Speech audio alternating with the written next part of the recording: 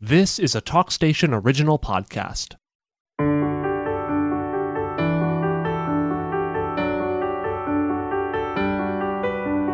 Thanks everyone for tuning in. My name is Crystal Tyndall, and I am the chair and co-founder of FISHIN for a Cure. We are gearing up for our event in October in Emerald Isle, North Carolina. And I am so happy to be joined by Jason Holland today, who is currently serving as mayor, but he is on here for a very different reason. And I don't want to spoil the surprise because he is a past winner of our PokerFish tournament several years ago. So, Jason, thanks for joining us today. I'm glad that we have a chance to talk and for you to kind of help the listeners understand what this experience is all about. Absolutely. Thanks for having me, too. How long, if you can remember this, how long have you been fishing the PokerFish tournament and what first got you involved? I know it's been at least 10 years, probably closer to 12 or so. It's been a long time. We've done it several times, and since we found out about it, I don't think we've missed a year. At least 10, probably closer to 12 or 13 years we've been doing it. I found out about it through you and Chris Schaffner and the local crowd at Flippers. My wife and I and family have been visitors on Emerald Isle for over 20 years. We've been full-time residents for about 12 and a half now, and just getting to know all the locals, getting to know all the people, and Friday night music at Flippers. And we found out about Fishing for a Cure and all the great things that you guys and girls do. That's basically how we got started. It seemed like a lot of fun, and it has been every year since. I can't believe you've been 12 and a half years as a full-time resident. You know, we are in our 13th year. So I dare say, I think you've been with us the entire time. Pretty much, yeah. Time flies when you're having fun, for sure. That's crazy. That's right. Take us back. Do you remember the first PokerFish tournament experience and what stands out for you that day? I remember almost every one of them. I do remember some things that I recollect about the first one is knowing, quote unquote, how to fish, but not knowing what to expect and not knowing how to, prepare. When I go fishing, I get in the garage the night before, maybe with a beer, and rig up everything, tie up everything. I don't have to do it when I'm out on the water, and just basically had really no idea what to prepare for. So that part was not daunting, but it's like, well, this is so different than what I'm used to. So that part stood out a lot, but it was really neat to just get out there. Fishermen, fisherwomen from all grades, young, old, everything in the middle, can't hold the rod right and been fishing all their life. Everybody was there and everybody was having a really great time. That part stood out the most. I don't want to assume this, but is that what brings you back every year, or is there something specific that you think about that brings you coming back every year to fish the tournament? Well, having the fun part, I mean, a day out fishing is always fun, but the cause and the effort behind the cause brings me back every year, regardless of who you are, how old you are, in some way, shape, form, or fashion. We've all been touched either directly or indirectly by breast cancer, and just supporting the Fish for a Cure, supporting the cause is mainly what brings me back. I know I'm going to hang out with great people. I know I'm going to see people, old friends that I normally don't see until Fishing for a Cure rolls around, and I know I'm going to get to see them, but that's the fun part. But supporting the cause is always what brings me back. I'd go do it by myself. If it was a one-man tournament, I'd do it by myself, just to support the cause. Well, that's a good point. I do want to remind people, every time we talk about it, people ask, what's the process? And it is a two-person tournament team process. We might get to the logistics when we talk about your memorable moments. I've got a couple. I remember mostly about your team every year is that I can always count on Jesse to come with the best costume. Oh, yeah. And so while that's not required, think about, what's your favorite or a funny story that you remember from your experience. And of course you can talk about the year you won. We've had a couple. Well, the year that I won, that was the result of a funny and memorable experience. I remember the first year or two that I did it, it's beach driving season. We drive on the beach. I've got a couple of rods just in case something goes wrong, but I've got bait cut on the tailgate of the truck, and I would bait my hook run down to the water, throw it in, either catch a fish or lose my bait. Oh man, well then I'd run back to the truck, rebait, run back to the water, back and forth, back and forth.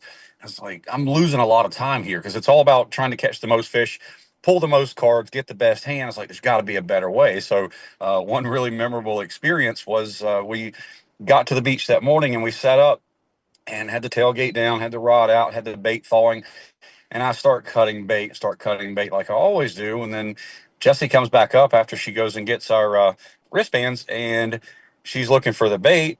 And she's like, "Where's the bait?" And I kind of pat my hips, and I've got a pocket on each side of my swimming trunks, and they're full of cut shrimp.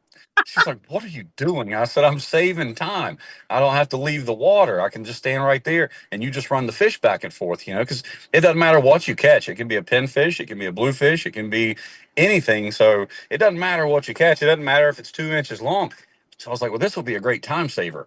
So, and it was. So Jessie, bless her heart, I ran her to death that day. But as soon as she would come back, I'd be pulling in another fish. And as soon as she'd come back, I'd pull in another fish because I didn't have to run back to the truck and rebait every time. I've since grown and I have a pouch that I strap around. I don't keep it in my pocket anymore. But another funny thing, I had sent Jessie to the scales, if you will, with a fish. And I caught another fish about the time she ran off. I said, "Well, I can't fish with the fish in my hand." So I had one more pocket in my shorts and I stuck the fish in my back pocket and kept going. And she comes walking back up, and I motioned for her to come over, and she's like, "What is it?" I said, "There's one in my back pocket." She said, "You got to be kidding me." So I had bait in the front pocket, some fish in the back pocket, and God knows how many fish we caught that day, but we pulled enough cards to pull out the winning hand that year. That was the first and only year I've won it, but just getting creative, being goofy, having fun with it, and anything can work. Just being silly and having fun. That's right. Do you remember what your poker hand was that year? If you do, I would be very impressed. I do not. I want I to say would. four of a kind or something, but I Yeah. honestly don't remember.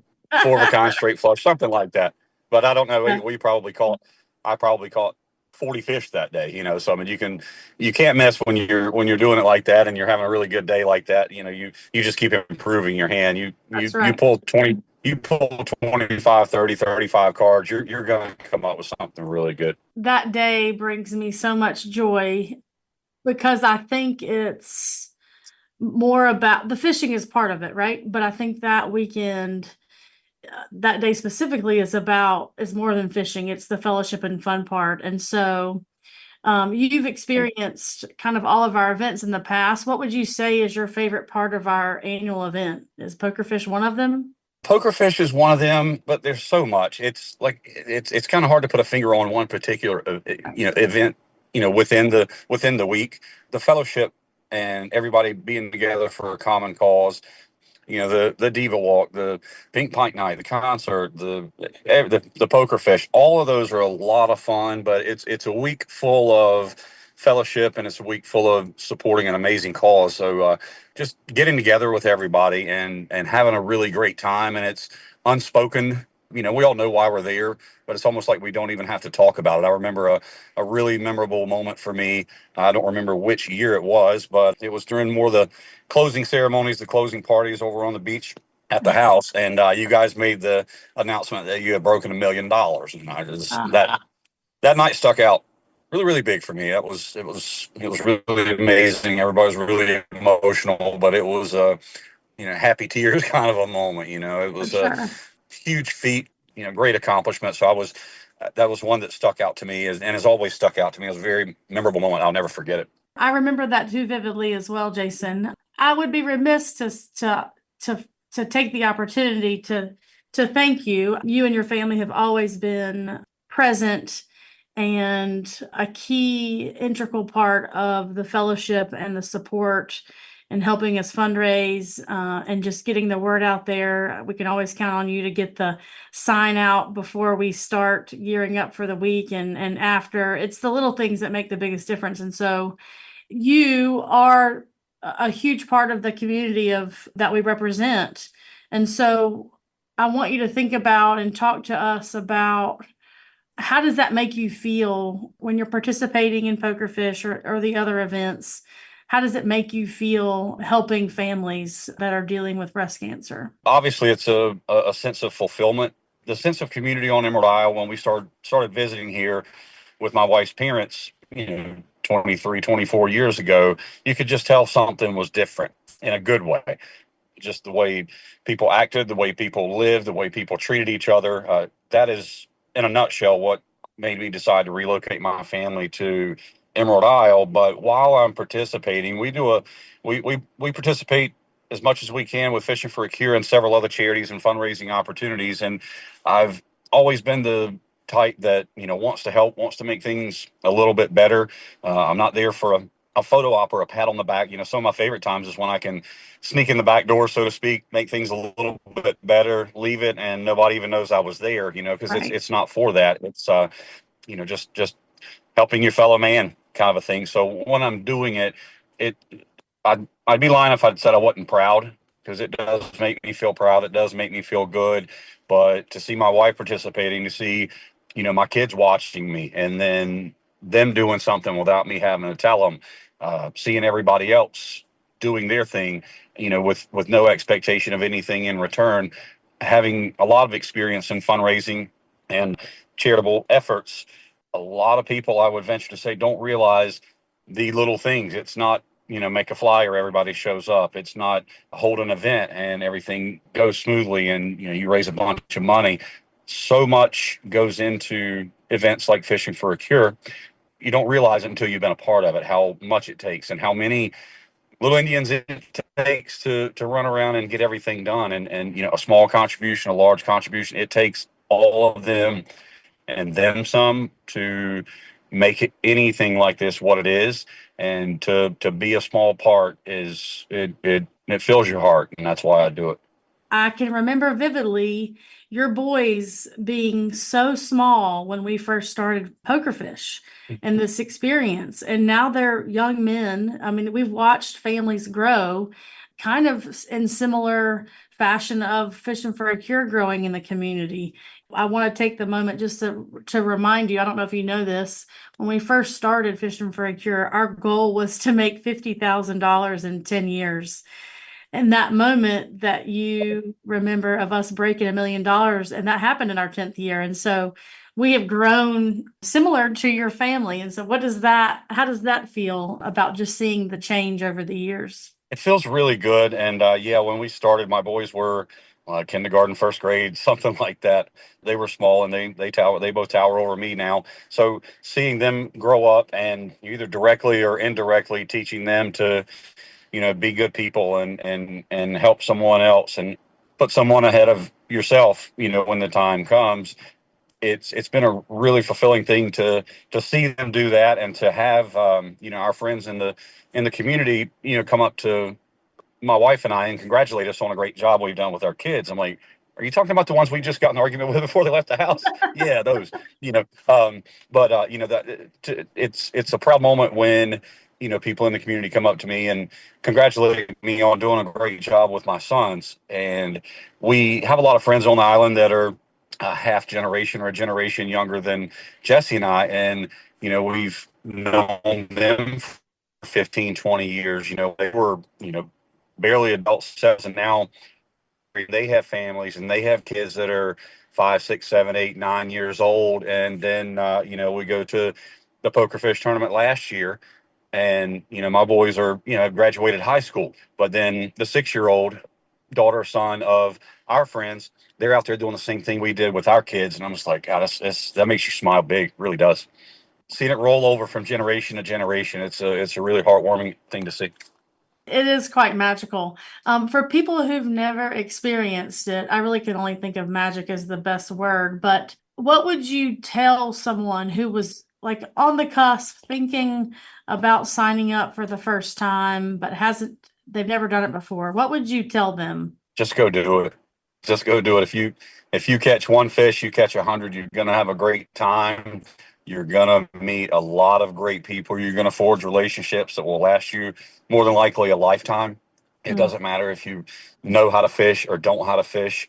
Come up with a fishing rod, grab some bait, go out there and have fun. Don't let the unknown or your maybe self-perceived lack of experience or embarrassment or something like that, don't let that hold you up. In the end, that's not what it's about. It's about supporting a great cause and meeting a lot of great people, and you're going to do both of those things. And You might get lucky and win too, but That's it, right. it, it doesn't matter. It's all about fun. Yeah, it doesn't matter. It's all about fun. It's all about fellowship. You're going to meet some great people. You're going to support the cause to try to find a cure for breast cancer.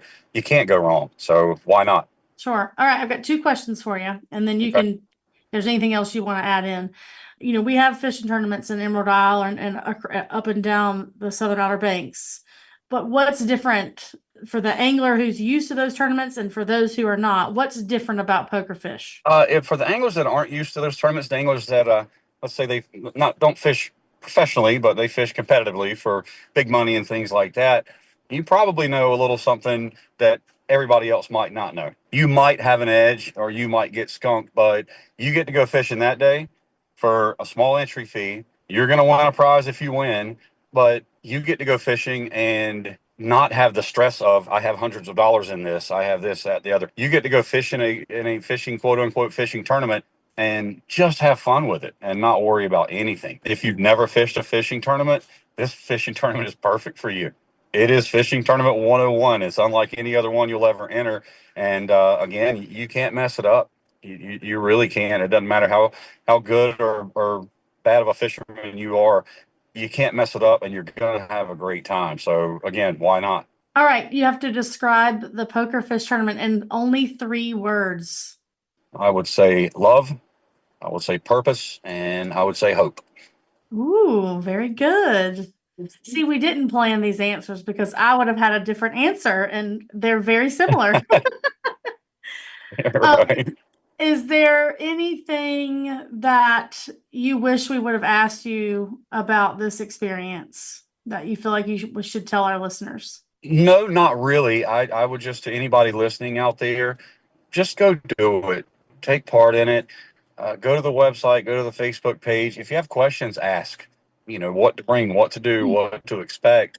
Don't let the unknown keep you from doing something like this. There's a lot of resources out there through the digital platforms, social media, website, but there's literally hundreds of people that would be ready, willing, and extremely able to answer any questions you might have about it. So if you're on the fence, or you don't know, or you don't want to do it just because you've never done anything like this before, reach out. Just find out a little bit about what it's about, but don't expect to know everything going into it, because that's half the fun as well. Right. You're gonna meet somebody that you would have never imagined meeting. You're gonna have an experience that you never would have imagined having before. So you don't get that opportunity every day. I would just say go ahead and go do that. Our vision is every catch counts, and that day is perfect to see that come to life. I do want to remind people that it is a catch and release tournament, and we don't keep any of the fish, which I think is important for us to announce. And as we close, just to make sure that people know that our tournament this year is on Sunday, October 19th, and we set up to the left of Bougainville Pier. We appreciate their support in all of this. We watch the tide, and we start fishing at 11:30. We have rules before then. People, I love it, Jason. I think you know this. Like, they come, they get there early, they secure their spot. We're all the way down the beach, and people are running up and down. It's just such a fun time. But so October 19th, all the details are on the website. You can register there. Everybody gets a t-shirt as well. I'm so excited about this year's shirts. They're pink tie-dyed. So everybody loves the tie-dye shirts that we had several years ago.